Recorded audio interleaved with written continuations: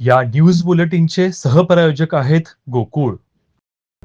कोल्हापूर महानगरपालिकेच्या सार्वत्रिक निवडणूक 2025च्या पार्श्वभूमीवर मतदान केंद्र निश्चित करण्यापूर्वी शहरातील सर्व राजकीय पक्षांच्या प्रमुख प्रतिनिधींसोबत महापालिकेत महत्त्वपूर्ण बैठक घेण्यात आली.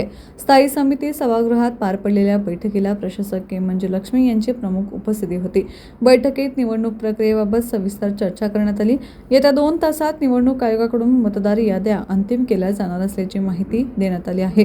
निवडणुकीसाठी प्रत्येक उमेदवारासाठी 9 लाख रुपयांची खर्च मर्यादा निश्चित करण्यात आली असून सर्व उमेदवारांना त्यांच्या वैयक्तिक बँक खात्याच्या पासबुकची झेरॉक्स प्रत सादर करणे बंधनकारक राहणार आहे. निवडणूक खर्चाबाबत शासनाच्या मार्गदर्शक सूचनांनुसार 10,000 रुपयांपर्यंतचा खर्च रोख रकमेने करता येणार असून त्यापेक्षा अधिक खर्चासाठी धनादेश किंवा ऑनलाईन पद्धतीचा अवलंब करावा लागणार आहे. सभा रॅली तसेच इतर परवानग्या निवडणूक निर्णय अधिकारी यांच्या कार्यालयामार्फत दिल्या जाणार आहेत.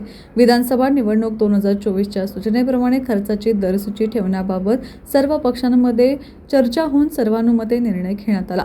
पक्ष व उमेदवारांचा एकत्रित खर्च 9 लाख रुपयांच्या मर्यादेत ठेवण्यात येणार असून पक्षाकडून होणारा खर्च सर्व उमेदवारांवर विभागून दाखवला जाणार आहे. निवडणूक प्रक्रियेत पारदर्शकता व शिस्त राखण्यासाठी ही बैठक घेण्यात आल्याची माहिती प्रशासनाने दिली आहे.